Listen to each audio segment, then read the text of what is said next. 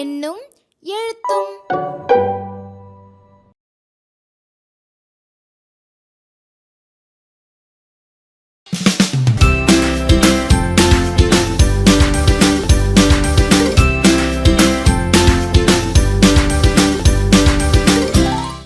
வகுப்பு 5. பத்தியை படிப்போம். சரியான தெரிவிற்கு வண்ணமிடுவேன். செல்லுங்களா, இன்னைக்கு நாம ஒரு பத்திய படிக்க போறோம். அத காட்சியாகவும் பார்க்க போறோம். அடுத்தது என்ன செய்யணும்? சரியா சொல்லிட்டீங்க. என்னோட சேர்ந்து அந்த பத்திய நீங்களும் படிக்கணும். எங்க காட்சியை பார்த்துட்டு படிக்க தயாராகலாமா? பழையனூர் மாந்தோப்பில் செல்லம்மா என்ற கிளி ஒன்று இருந்தது. அந்த கிளி சிறுவர்களிடம் ஒரு படத்தை காட்டும். அந்த படம் உணர்த்தும் பழமொழியை அவர்கள் கூறினால் ஒரு மாங்காய் பறித்துத் தரும். பழமொழிகள் என்பவை முன்னோர்கள் தங்கள் அனுபவத்தின் மூலம் உணர்ந்து கூறிய மொழிகள்.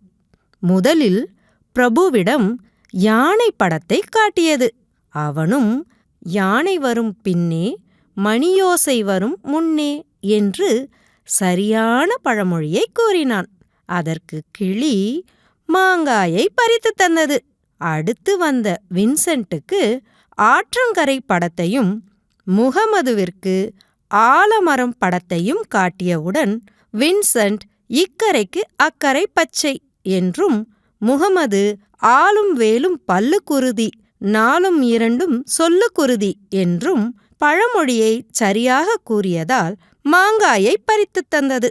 தேன்மொழிக்கு பலத்த காற்றில் கற்கள் பறக்கும் படத்தை காட்டியதும் அவளோ ஆடிக்காற்றில் அம்மியும் பறக்கும் என்று அழகாக கூறினாள்.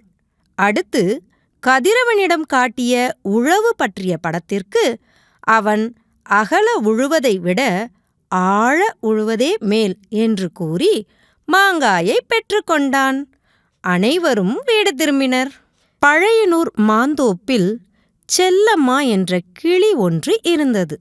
அந்த கிளி சிறுவர்களிடம் ஒரு படத்தை காட்டும். அந்த படம் உணர்த்தும் பழமொழியை அவர்கள் கூறினால் ஒரு மாங்காய் பறித்துத் தரும்.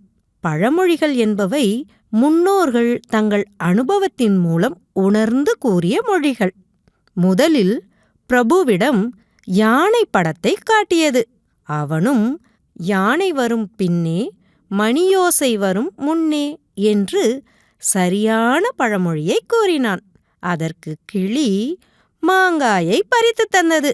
அடுத்து வந்த வின்சென்ட்டுக்கு ஆற்றங்கரை படத்தையும் முகமதுவிற்கு ஆலமரம் படத்தையும் காட்டியவுடன் வின்சென்ட் இக்கரைக்கு அக்கரை பச்சை என்றும், முகமது ஆலும் வேலும் பல்லு குருதி, நாலும் இரண்டும் சொல்லு குருதி என்றும் பழமொழியை சரியாக கூறியதால் மாங்காயை பறித்துத் தந்தது. தேன்மொழிக்கு பலத்த காற்றில் கற்கள் பறக்கும் படத்தை காட்டியதும் அவளோ ஆடிக்காற்றில் அம்மியும் பறக்கும் என்று அழகாக கூறினாள்.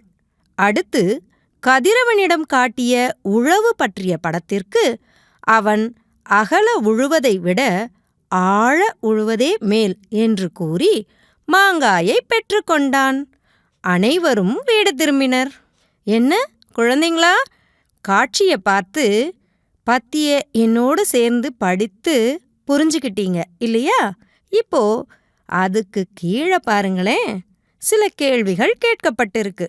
அந்த கேள்விகளை சரியா படிச்சு தனித்தனியா விடைகளை நிரப்புறீங்களா?